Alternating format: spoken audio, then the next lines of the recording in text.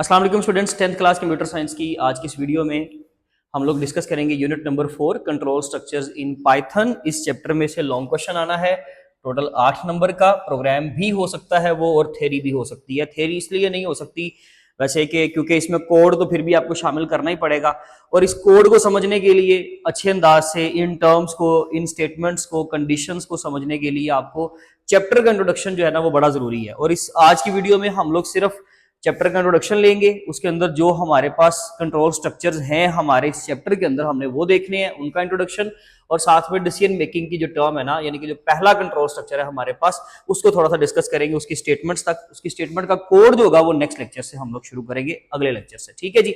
तो control structure क्या होता है? देखिए जी, कंट्रोल स्ट्रक्चर सिर्फ पाइथन में नहीं होता, ये सी में भी होता है, ये C++ में भी होता है। आपकी जितनी हाई लेवल लैंग्वेजेस हैं हर एक के अंदर कंट्रोल स्ट्रक्चर्स होते हैं। कंट्रोल स्ट्रक्चर के नाम से ही देखें, रट्टा लाल उसको लगाना है, नहीं लगाना, आपने समझना है टर्म को कि कंट्रोल करने वाला स्ट्रक्चर।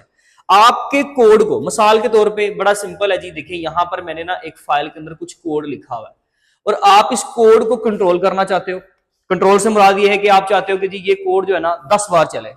कोड एक बार लिखा हुआ चले 10 बार, फिर आप चाहते हो कि जी पहली लाइन चल जाए, दूसरी स्किप हो जाए, तीसरी पे आ जाऊं, ठीक है, उसके बाद मैं दोबारा से वापस चला जाऊं। अगर आप इस तरह से, जो आपके प्रोग्राम का नॉर्मल फ्लो है ना, नॉर्मल फ्लो पता क्या होता है कि पहले लाइन नंबर 1, फिर 2, फिर 3, फिर 4, फिर 5, ये जो बाय डिफॉल्ट कंट्रोल स्ट्रक्चर है उसको हम सीक्वेंशियल कंट्रोल स्ट्रक्चर कहते हैं। आपकी बुक में इसका जिक्र नहीं है, लेकिन आपको पता होना चाहिए कि एक्चुअली कंट्रोल स्ट्रक्चर में सबसे पहला कंट्रोल स्ट्रक्चर जो बाय डिफॉल्ट होता है वो कौन सा है आपका? वो है सीक्वेंशियल कंट्रोल स्ट्रक्चर, जो कि बाय डिफॉल्ट काम करता है, यानी कि आपका जो सीक्वेंस फॉलो करता है नॉर्मली 1 2 3 4 5। लेकिन अगर आप इस नॉर्मल फ्लो को बदलना चाहते हो, आप कुछ लाइंस को बार बार रिपीट करवाना चाहते हो, नीचे से ऊपर, ऊपर से नीचे जंप करना चाहते हो, किसी कंडीशन की बेस पर कोई सिनेरियो तो देना पड़ेगा ना, तभी तो प्रोग्राम आपका बदलेगा।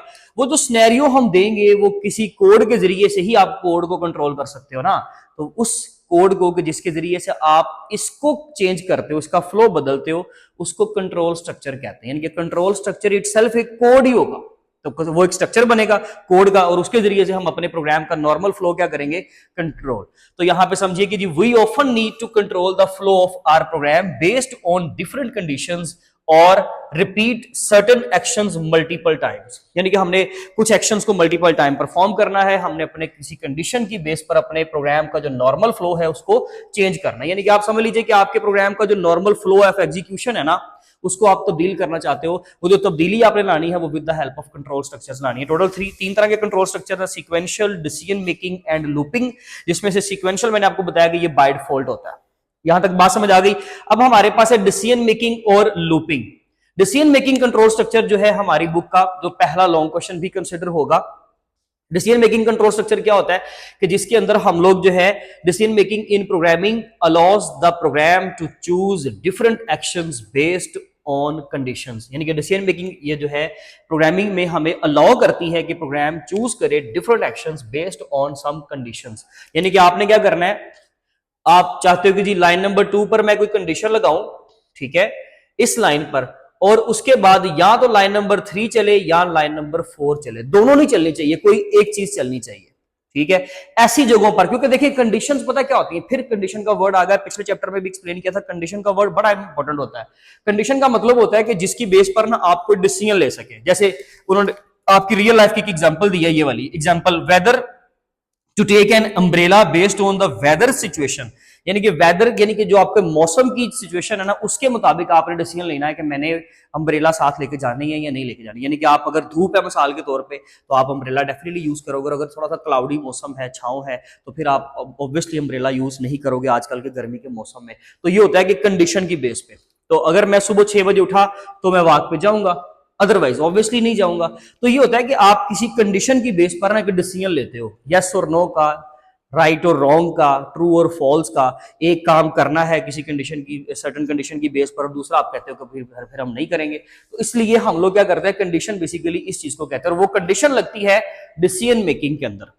ठीक है जी, हमने डिसीजन मेकिंग जो करनी है वो कंडीशन की बेस पे करनी है। तो डिसीजन मेकिंग भी एक कंट्रोल स्ट्रक्चर है, जिसकी बेस पर हम लोग ये फैसला करते हैं कि अगली स्टेटमेंट कौन सी होगी, कुल हासिल कलाम जो है ना आज की गुफ्तगू का वो यही था जो अभी लाइन बोल दी है कि डिसीजन मेकिंग कंट्रोल स्ट्रक्चर एक ऐसा कंट्रोल स्ट्रक्चर है जो हमें ये फैसला करके बताता है कि आपने जो नेक्स्ट इंस्ट्रक्शन चलानी है वो लाइन नंबर 4 होगी, 5 होगी, 6 होगी, 7 होगी, कौन सी होगी, तो अगली स्टेटमेंट चलेगी या नहीं चलेगी, या कौन सी चलेगी, कौन सी जंप करनी है, कौन सी जंप नहीं करनी, नेक्स्ट स्टेटमेंट क्या होने वाली है, इस चीज के बारे में हमें बताता है आपका डिसीजन मेकिंग कंट्रोल स्ट्रक्चर। और ये सारा काम कोड के जरिए से ही होता है। इसके अंदर हम जो कोड के लिए स्टेटमेंट्स इस्तेमाल करते हैं, these are two statements actually, एक इफ स्टेटमेंट और एक इफ एल्स स्टेटमेंट। अगर इनका कॉम्बो यूज करेंगे ना, यानी कि इनको मल्टीपल टाइम्स यूज करेंगे या इनको इनकी नेस्टेड कंडीशन यूज करेंगे तो उसको बोलते हैं नेस्टेड कंडीशंस, यानी कि नेस्टेड इफ एल्स आप समझ लीजिए, ठीक है जी। तो उसमें हम एलिफ का कीवर्ड एक यूज करते हैं, वो आपको आगे जाके बताऊंगा इंशाल्लाह, आपको समझ आएगी सारी उस चीज की। लेकिन मेजर प्राइमरीली जो है हमारे पास दो स्टेटमेंट्स है, एक डिसीजन मेकिंग के अंदर इफ और एक इफ एल्स।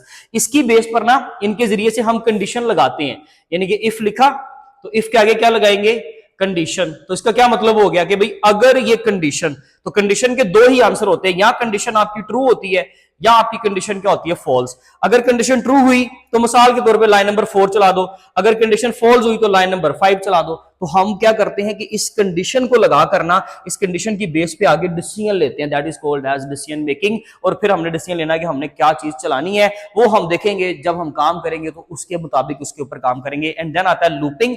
लूपिंग में हम दो तरह के लूप इस्तेमाल करते हैं। जब आप अपने कोड को अगेन एंड अगेन रिपीट करवाना चाहते हो, अपने कोड का कुछ हिस्सा या सारी फाइल या सारा हिस्सा अगर आप चाहते हो कि बार बार चले, 10 बार, 50 बार, 100 बार, 1,00,000 मरतबा, जब तक आप चाहें, जितनी देर तक आप चाहें, ठीक है जी। अगर आप उसको अगेन एंड अगेन रिपीट करवाना चाहते हो तो उसके लिए हम लूपिंग इस्तेमाल करते हैं। तो कुल मिला के हमारे कंट्रोल स्ट्रक्चर 3 है। सीक्वेंशियल जो बाय डिफॉल्ट है, इसके अंदर नॉर्मल फ्लो 1 2 3 4 5 होता है। और डिसीजन मेकिंग में हम लोग अपनी मर्जी से कोड का कुछ हिस्सा स्किप करते हैं, कुछ चलाते हैं, और कौन सा चलाना है वो हम डिसीजन मेकिंग के जरिए से फाइनल करते हैं। लूपिंग में हम अपने कोड को इस तरह से तब्दील करते हैं, उसका फ्लो इस तरह से तब्दील करते हैं कि जो चीज हम चाहें वो हम मल्टीपल टाइम्स एक सर्टेन कंडीशन की बेस पर रिपीट करवा सकते हैं। इसका स्क्रीनशॉट ले लें। इसमें ये आपका शॉर्ट क्वेश्चन है, यहां से कंट्रोल स्ट्रक्चर की डेफिनेशन निकलेगी। वैसे आप बेशक यही लिख दे और कंट्रोल स्ट्रक्चर्स के साथ नाम लाजमी लिखें, तब शॉर्ट क्वेश्चन कंप्लीट होगा। कंट्रोल स्ट्रक्चर्स के अगर सिर्फ नाम पूछे तो तीनों लिख दें, कोई मसला नहीं है। बुक में बेशक दो ही है। डिसीजन मेकिंग की ये वाली डेफिनेशन, साथ में रियल लाइफ की एग्जांपल दें और स्टेटमेंट्स कौन सी है ये बता दें। आप इसको स्किप कर सकते हो, इसको नहीं कर सकते। डिसीजन मेकिंग के साथ आपने ये दोनों स्टेटमेंट्स का नाम साथ लाजमी में बताना है, ठीक है जी। शॉर्ट क्वेश्चन के तौर पर ये होगा। अदरवाइज डिसीजन मेकिंग जो यहां से ऑनवर्ड आगे लॉन्ग जाएगा, उसके बारे में हम नेक्स्ट वीडियो में बात करेंगे। तब तक अपना ख्याल रखें। Thank you so much. Allah Hafiz.